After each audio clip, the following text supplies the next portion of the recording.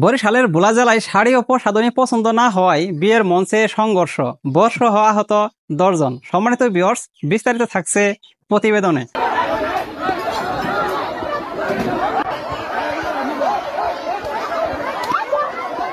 ভোলার সদর উপজেলার বেদুরিয়া ইউনিয়নের শেরেবাংলা গ্রামে কনের জন্য আনা শাড়ি ও প্রসাধনী নিয়ে অসন্তুষ্ট থেকে বরযাত্রীদের উপর হামলার ঘটনা ঘটেছে।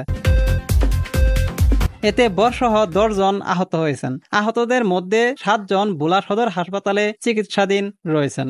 ঘটনাটি ঘটে শুক্রবার 14 জুন বিকাল 4টার দিকে। প্রত্যক্ষদর্শী ও পরিবার সূত্রে জানা যায়, বিয়ের আনুষ্ঠানিকতার সময় কনের জন্য আনা শাড়ি ও প্রসাধনী কনের পক্ষের পছন্দ না হওয়ায় প্রথমে দুই পক্ষের মধ্যে কথা কাটাকাটি শুরু হয়। এক পর্যায়ে সেটি সংঘর্ষে রূপ নেয় এবং বরযাত্রীদের উপর হামলা চালানো হয়।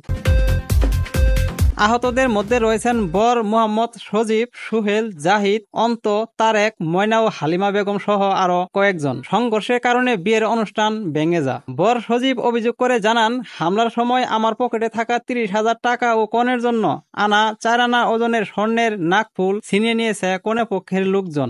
আমরা এই ঘটনার বিচার চাই।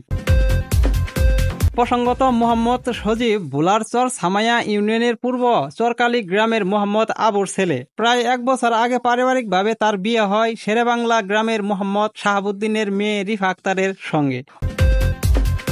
উভয় পরিবারের সম্মতিতে শুক্রবার আনুষ্ঠানিকভাবে কনে আনতে যায় প্রায় 30 জন বরযাত্রী। এ বিষয়ে ভোলা সদর মডেল থানার ভারপ্রাপ্ত কর্মকর্তা ওসি আবু শাহাদত মোহাম্মদ হাসনাইন পারভেজ জানান, এখন পর্যন্ত কেউ লিখিত অভিযোগ দেয়নি। অভিযোগ পেলে আইনগতভাবে ব্যবস্থা নেওয়া হবে। সম্মানিত ভিউয়ার্স, এই বিষয়ে আপনাদের কি মন্তব্য অবশ্যই কমেন্টসে লিখে যাবেন, আর ভিডিওটি শেয়ার করে সবার মাঝে ছড়িয়ে দিবেন। সবাই ভালো থাকবেন, সুস্থ থাকবেন, সুন্দর থাকবেন। আল্লাহ হাফেজ।